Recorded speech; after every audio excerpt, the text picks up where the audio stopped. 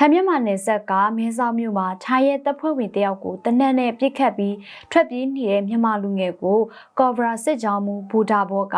ထိုင်းအာဏာပိုင်ရီစီကိုဇန်နဝါရီလ22ရက်နေ့မှာတွားရောက်အနှံလိုက်ပါတယ်။ပြစ်ခတ်မှုကျူးလွန်သူဟာအသက်22နှစ်အရွယ်ကိုနိုင်လင်းအောင်ခေါ်နဂါးကြီးဖြစ်ပြီးတော့သူဟာကော်ဗရာစစ်ကြောင်းရဲ့ရဲဘော်ဟောင်းတစ်ယောက်ဖြစ်တယ်လို့သတင်းတွေမှာဖော်ပြကြပါတယ်။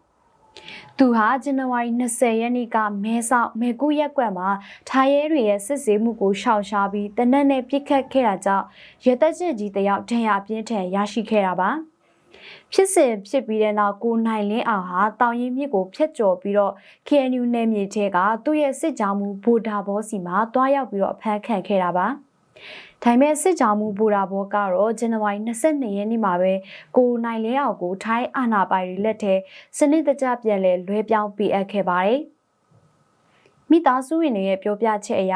ကိုနိုင်လင်းအောင်ဟာစားဝတ်နေရေးခက်ခဲတာနဲ့ငွေကြေးလိမ်လည်ခံရတာတွေကြောင့်လက်နက်သေးဆောင်တဲ့အလုပ်ကိုလောက်ကင်မိသွားတာလို့ဆိုကြပါတယ်လက်ရှိမှာတော့တနက်ဒဏ်ရာရခဲ့တဲ့ထိုင်းရဲတပ်ဖွဲ့ဝင်ဟာအသက်ဘေးကလူမြောက်သွားပြီဖြစ်တယ်လို့သူ့အတွက်မဲဆောက်ရောက်မြန်မာရွှေ့ပြောင်းလုပ်သားတွေကလည်းဆေးရုံမှာသွေးသွားရောက်လူဒဏ်ပေးခဲ့ကြပါသေးတယ်။